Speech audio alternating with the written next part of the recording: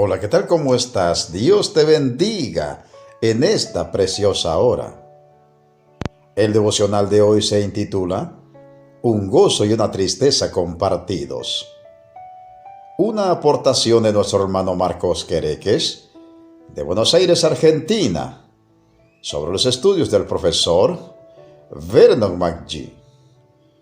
Y una edición especial para YouTube de nuestro hermano Jorge Mario Vidal.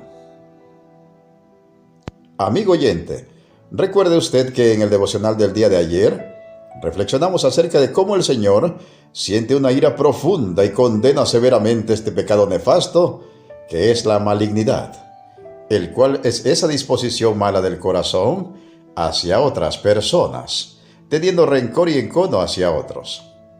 Ese corazón malo en contra de otros no siempre se traduce en hechos, es decir, usted no necesariamente llegará a hacer y tal vez ni siquiera a decir algo en contra de esa persona a quien detesta. Sin embargo, ese sentimiento malicioso, esa actitud amarga y rencorosa hacia aquella persona, es suficiente para colocarnos bajo la desaprobación del Dios vivo y verdadero y hacernos dignos de su reprensión y castigo. El día de ayer citamos como ejemplo de esta malignidad el libro del profeta Abdías, en el cual queda reflejado con toda claridad el antiguo encono y también el rencor que existía en el pueblo de Edom hacia su vecino, el pueblo de Israel. Los edomitas, también conocidos como idumeos, detestaban profundamente a los israelitas a causa de una serie de antiguas rencillas familiares que existían entre los ancestros de ambos pueblos, los mellizos, Jacob, ancestro de los israelitas, y Esaú, ancestro de los edomitas. Esto nos enseña que un desacuerdo que una generación no consigue solucionar pasa a la siguiente generación, y esto puede hacer que dos familias, incluso dos naciones, como en este caso, sostengan por mucho tiempo rencores y una mente negativa de unos para con otros por asuntos con raíces muy hundidas en el pasado.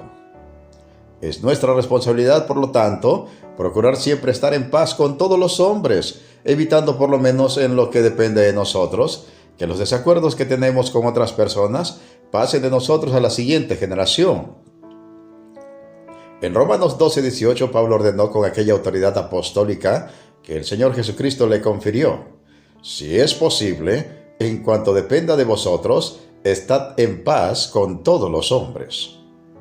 Volviendo al viejo encono de los edomitas en contra de Israel, es verdad que los edomitas no podían hacer mucho en contra de Israel a causa de que Israel era una nación más grande.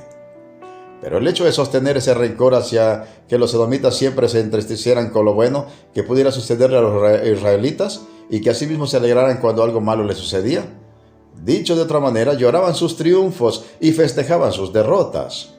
Esto no es otra cosa que el corazón malicioso, el rencor y el encono en su máxima expresión. Cualquier coincidencia con lo que sucede dentro de las familias desunidas, los esposos divorciados en circunstancias amargas, los compañeros de trabajo de estudios que se llevan mal o los vecinos enfadados, no es pura coincidencia. Así que, como dijimos, era poco lo que los edomitas podían hacer en perjuicio de los israelitas para expresar su corazón maligno hacia ellos. Por eso, cuando una tercera nación más poderosa, muy posiblemente los babilonios, vinieron y destruyeron el reino de Israel, ese fue un día de mucha alegría para los rencorosos edomitas. Nada más podían pedir. ¿Qué podría ser para ellos mejor que el reino de Israel fuera destruido por completo? Su dicha no podía ser mayor. Pero era una dicha maliciosa, perversa y censurable, y muy pronto el Señor traería un terrible juicio sobre ellos a causa de ese rencor ancestral que ahora se expresaba en una algarabía grande a causa de la ruina de los israelitas. Analicemos poco a poco cómo el Señor censuró la malignidad de Edom a causa de la caída de Israel, leyendo en el libro del profeta Abdías a partir del versículo 10, que dice: por la injuria a tu hermano Jacob, nota hacia Israel, te cubrirá vergüenza y serás cortado para siempre. El día que estando tú delante llevaban extraños cautivos su ejército y extraños entraban por sus puertas y echaban suerte sobre Jerusalén, tú también eras como uno de ellos. La acusación del Señor aquí en contra de los edomitas era que ellos eran iguales a los enemigos armados que fueron a conquistar Israel. Tal vez no levantaron sus espadas contra ellos, ni construyeron baluartes contra sus ciudades Pero el rencor que había en sus corazones era tal que el Señor los tiene por enemigos de su pueblo, aun cuando esa enemistad existía solo en sus corazones y no había llegado esa oportunidad a verse reflejada en el campo de batalla. Pero ese rencor era tan grande que el Señor los considera igual de enemigos de Israel que los babilonios. Así que si usted tiene rencor en su corazón, pero no se atreve a hacer algo en contra de la persona a quien aborrece, porque no puede o porque lo considera demasiado, no por eso piense que esto le parece al Señor cosa liviana o mucho menor que hacer algún daño a esa persona a través de palabras o actos de violencia. Para el Señor es igual de culpable aquel que blande una espada contra otro como aquel que celebra su caída en lo secreto de su corazón. Continúa Abdías en el versículo 12 y dice: Pues no debiste tú haber estado mirando en el día de tu hermano, en el día de su infortunio. No debiste haberte alegrado de los hijos de Judá en el día en que se perdieron, ni debiste haberte jactado en el día de la angustia. No debiste, menciona. Uno no debería alegrarse por la desgracia ajena. Todo el mundo sabe que esto es un acto vil y miserable, porque es bajo gozarse en la desgracia ajena, y es de mediocres entristecerse con el éxito ajeno. Pero es a esos lugares tristes y patéticos a donde nos lleva el rencor y la falta de perdón. Esto es, por otra parte, lo opuesto al Espíritu de Cristo, quien se goza con los que se gozan y llora con los que lloran. Esto es lo que hace el amor, el rencor todo lo opuesto. ¿Qué es lo que el éxito o la caída de sus semejantes produce en usted? ¿Se alegra con la caída ajena? ¿Se entristece con sus éxitos? ¿O se goza con los que se gozan y llora con los que lloran? Prosigue el profeta Abdías y dice: No debiste haber entrado por la puerta de mi pueblo en el día de su quebrantamiento. No debiste haber mirado su mal en el día de su quebranto, ni haber echado mano a sus bienes en el día de su calamidad. Tampoco debiste haberte parado en las encrucijadas para matar a los que de ellos se escapasen, ni debiste haber entregado a los que quedaron en el día de angustia. Aquí vemos a los edomitas pasando del rencor secreto a la acción abierta en contra de Israel. Mientras no pudieron hacerle daño a los israelitas, se conformaron con desearles el mal. Ahora que el mal había llegado a Israel en forma de una terrible invasión extranjera, los edomitas tenían la oportunidad de expresar sin obstáculos todo su desprecio por ellos. Primeramente fueron a ver el mal en que habían caído los odiados vecinos israelitas.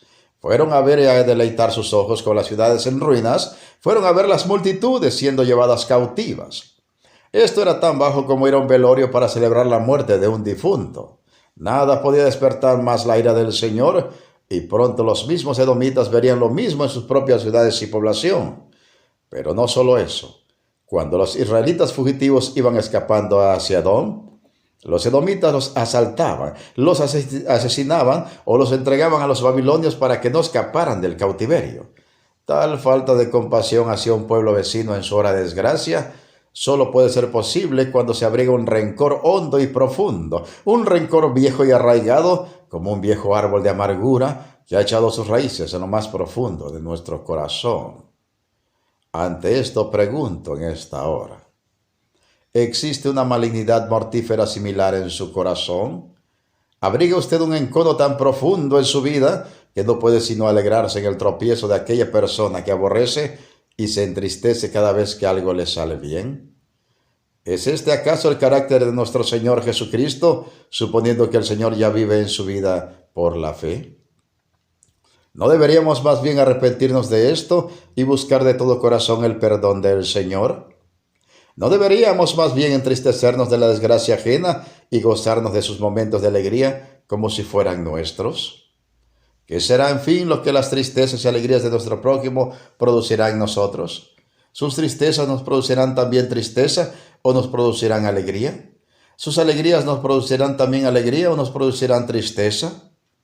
¿Qué dirá de nosotros aquello que sintamos ante el bien o el mal de nuestro prójimo en este día y todos los días de nuestra vida?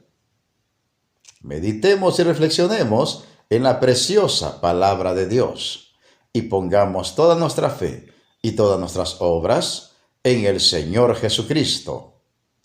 Se despide de ustedes un siervo de Cristo y servidor de todos, Pedro Navarro Cartagena, desde los estudios de grabación de la Iglesia Cristiana, La Viña de Jesucristo, ubicada en Progreso, Yucatán, México. Y ¿sabes qué? La mejor noticia, Cristo viene pronto. Preparémonos para volver a casa.